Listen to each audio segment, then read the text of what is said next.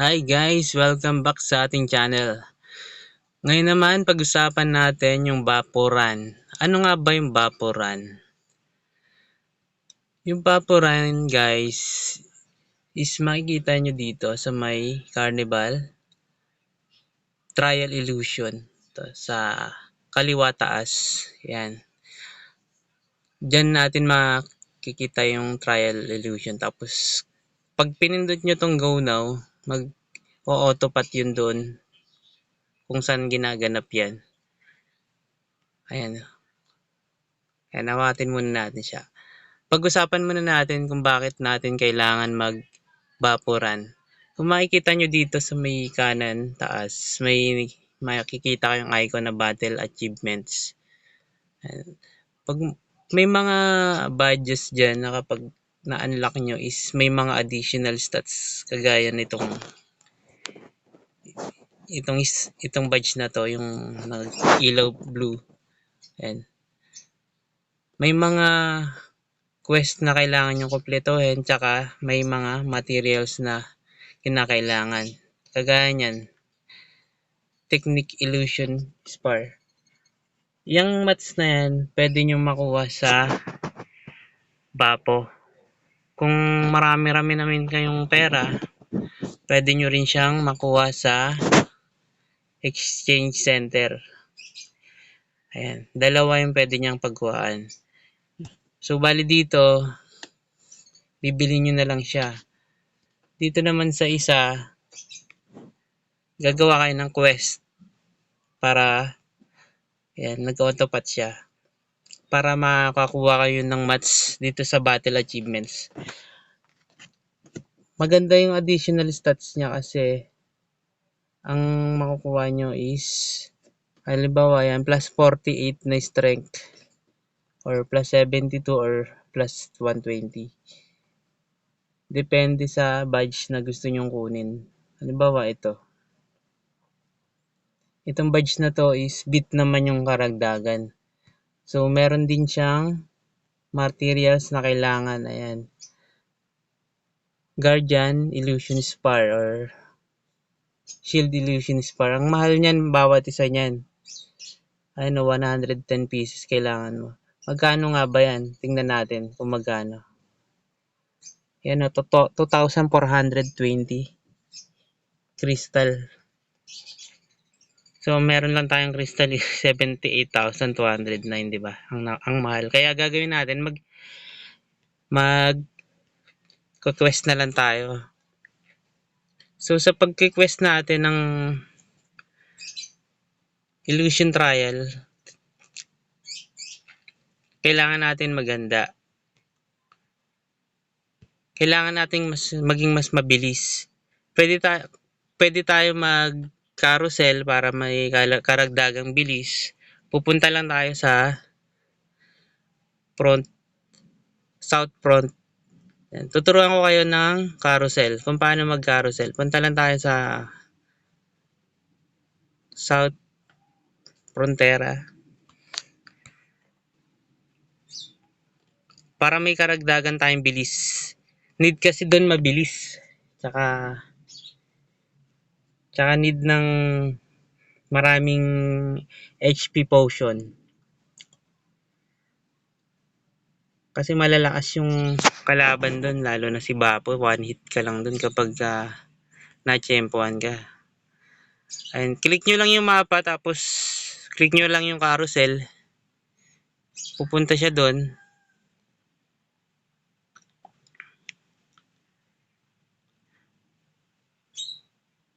Mura lang yung ticket ng carousel, guys. Click nyo lang yan, NPC, tapos hanapin nyo yung NPC na nagbebenta ng ticket, amusement park merchant. Zenny lang yung pambili dyan. Hindi na kailangan ng crystal. Ayan. Ayan yung shop nyo.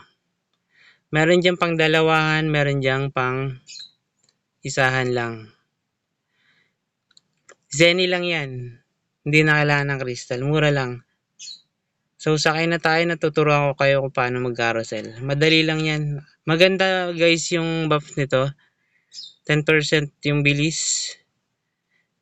Bibilis ka ng 10%, tapos meron kang 1% na dagdag sa damage. Yan. Pagka ride nyo, baba agad kayo, magkakaroon kayo ng buff nito. Ayan o. 10% daw yung increase sa speed nyo, tapos 1% yung dagdag sa percent nyo.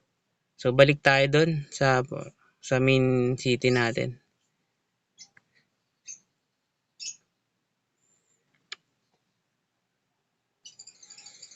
So, yung preparation natin, no, is yung bilis. Kailangan mabilis tayong tumakbo. Tapos, bibili rin tayo doon ng susi. Sa pagbili ng susi, kailangan natin ng mga materials din. Punta tayo doon para malaman natin kung ano yung materials ng susi. Punta tayo sa location ng Bapo, kung saan ginaganap yun.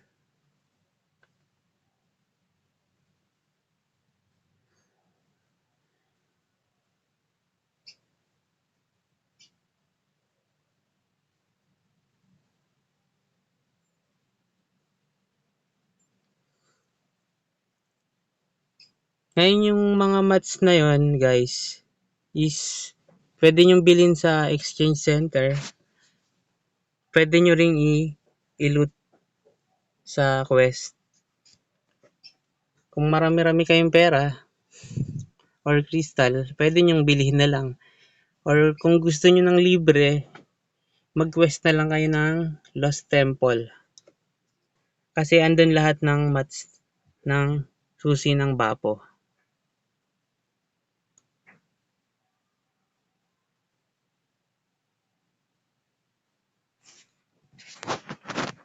And dito, yan yung entrance ng Bapo Run. Illusion Trial or Apocalyptic Battle. Iisa lang po yung ibig sabihin nun. Tapos dito sa may kanan, kaliwa, yan yung bilihan ng susi. Ayan yung NPC na may orange na buhok. Click nyo lang yan. Makikita nyo yung bentahan ng susi niyan. Kailangan bago pag-start lahat ng party member is may susi. Dapat alam na yun ng bawat isa para pag gusto na pumasok, pasok na agad. Wala nang delay pa sa oras. Kasi sayang naman yung oras kung madedelay pa tayo dahil lang sa susi. Kailangan ready tayo dyan. Yan yung mga materials ng susi. Ayan yung unang tatlo dyan, makukuha natin sa Lost Temple na instance. Yung mga materials na yan. Ayan. Tapos itong kulay violet dito, kapag nag-dismantle kayo ng weapon, may makukuha kayong ganyan. Okay? Kailangan nyo ng Lost Temple na instance. Ipunin nyo lang po yung mga drops doon. Pwede na tayong magkaroon ng key ng Bapo or susi. So ayun, meron na tayong susi, meron na tayong bilis. Kailangan na lang natin is 15-man team member para sa run. So run na tayo.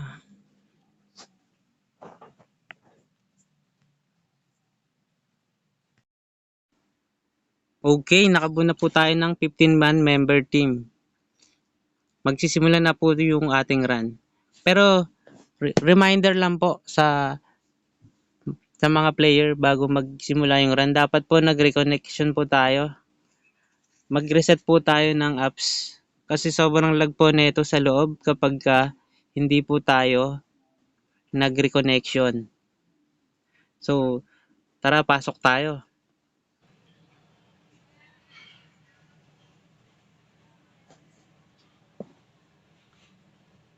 Dito sa start po ng run, tatandaan po natin na ang unang boss na lalabas dito is hindi po si Bapo yun. Si Minotaur po yun. Si Minotaur po, siya po yung tank ng Mobile Legends. Naligaw lang po siya dito sa Bapo. So pag lumabas po siya, wala pong lure na mangyayari doon. Ang gagawin po natin, lahat po tayo aatake sa kanya. So walang hihiwalay sa grupo. Baka matsambahan kayo ni Mino. Ayan, wait natin yung iba nating kakampi na nagre-reconnection pa. Nag-recon kasi sila kasi mag-i-start na. Alam ng mga player yun, okay? Para pag nasa loob na sila, hindi po sila maglalag. Ayan, kompleto na po tayo. Mag-i-start na pong lumabas si Mino. Ayan na si Mino. Ready weapons. Ayan na.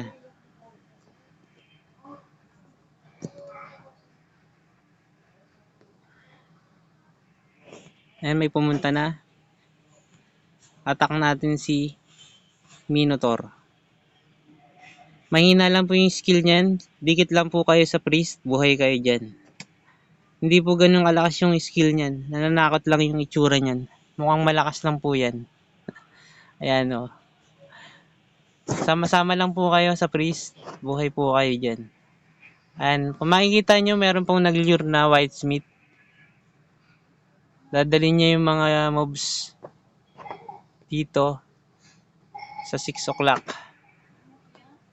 Speaking of 6 o'clock, direction po yun, no? Ayan, pag napatay po yan, lahat ng mobs na yan, tsaka po lalabas si Bapo. Ayan, nag-start yan, nagsisimula na lumabas si Bapo.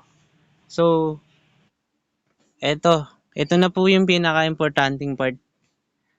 So, sa pag-start nito, no, dapat alam natin yung pwestuhan natin. Dito po sa part na to, mahati po sa dalawang grupo ang team natin. Isang lurer tsaka isang bubble team. Yung lurer po, dadalhin niya po si Bapo sa 3 o'clock, 6 o'clock, at 9 o'clock. So, yung mga bubble team po, dapat hindi po kayo pupunta doon sa mga dadaanan ni Bapo tsaka ng mga lurer. Kasi, masasagasaan kayo doon, patay kayo ron sigurado.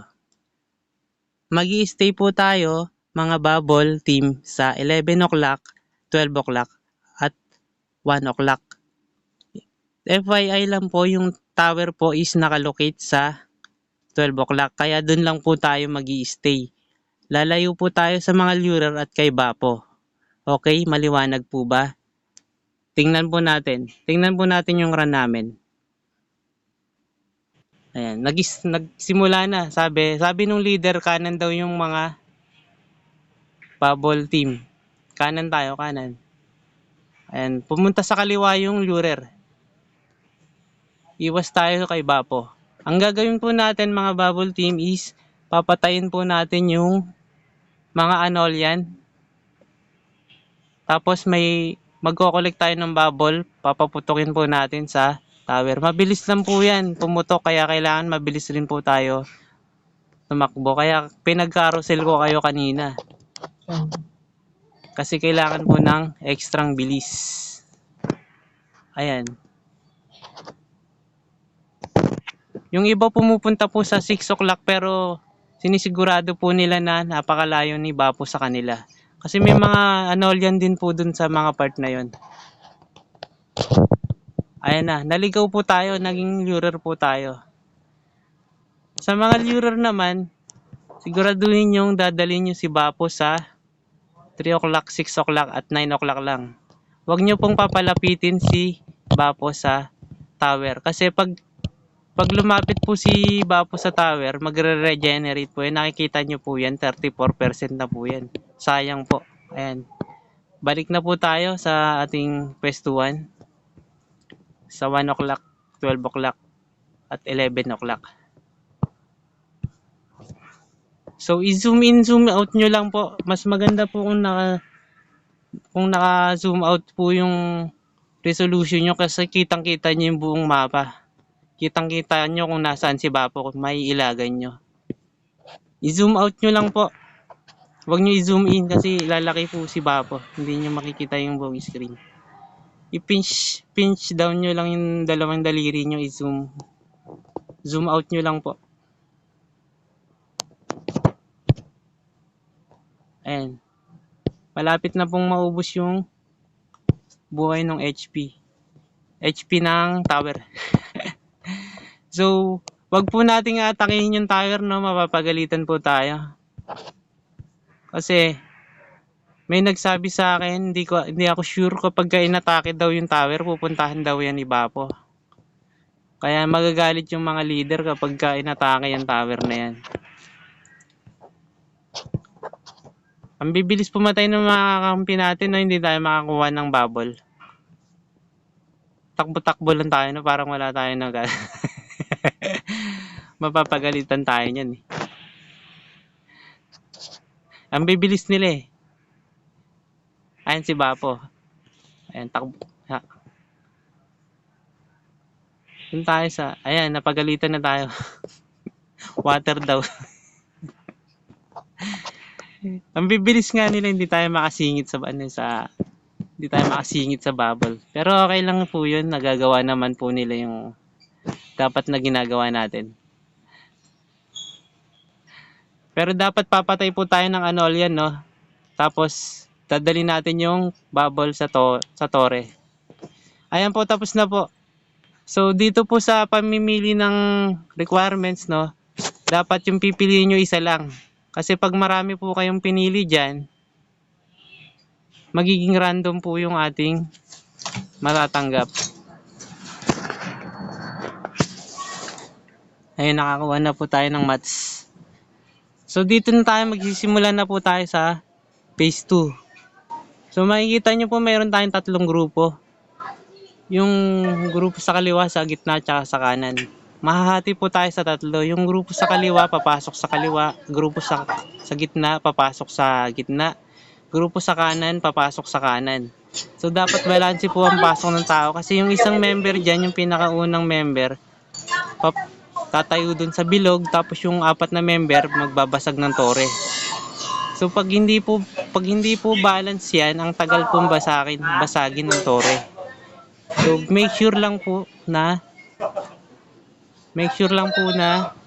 balance po yung pasok natin kasi mapapagalitan tayo ng leader kasi ang tagal mabasag ng tore.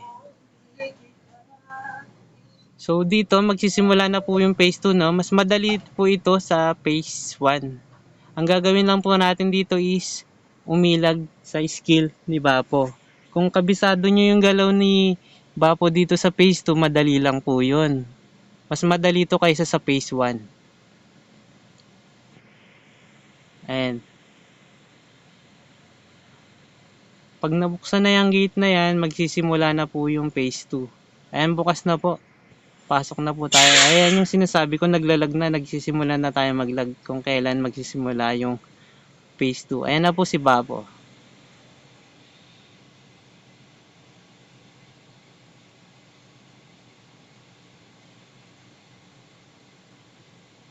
Ay, nakakatakot itsura ni Bapo. Demonyong-demonyo. Blagadang.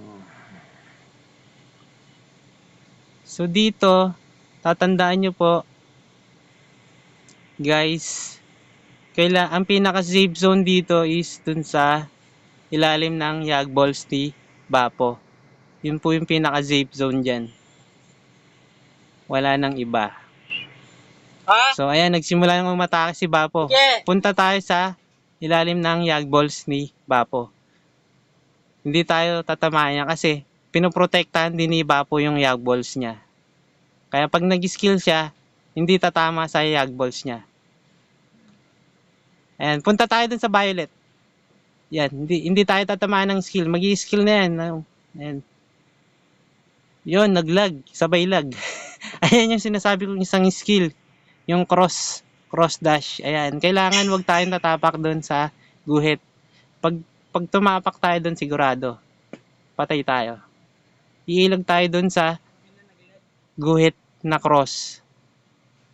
Ayan, umatake na si Bapo. So, ayan na naman yung ano. Ayan, huwag tayong tatapak sa guhit. Ayun, mga pag tumapak ka doon, matik yun. Patay ka. So, lagi nyo lang tatandaan, no? Doon tayo sa ilalim ng yag balls ni Bapo. Dalawang skill lang yan. Dalawang skill lang.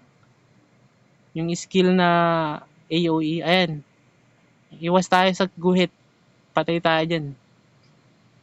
Ayan, naglalag po tayo. Naglalag.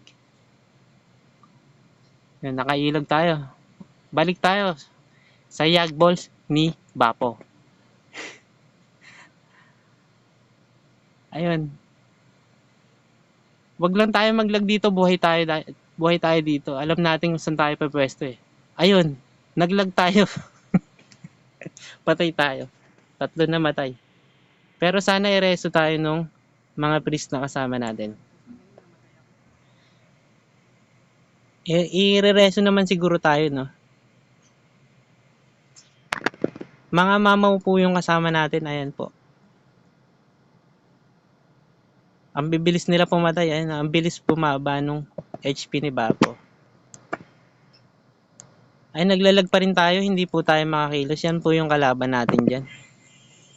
Sana mapatay na nila si Bapo bago mag-skill nung cross dash kasi baka hindi tayo makagalaw dito na maayos. Ayan, oh. Ayan, malapit na, malapit na.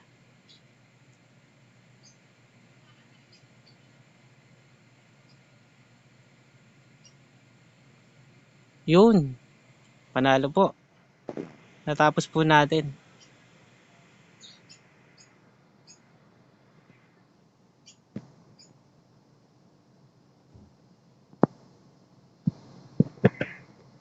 Mag-apology tayo doon, no? Sa phase 1 kasi hindi tayo nakakuha ng bubble. Mag-apology tayo. Nakakaya naman.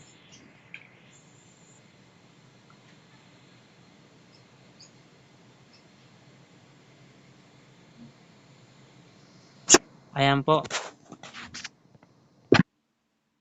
Natapos na po natin yung run. Sana po may mga natutunan po tayo sa ating video. Lahat po ng pointers dapat po matandaan nyo po para makarami tayo ng mats. Makakuha tayo ng battle achievements badge. Maraming salamat po.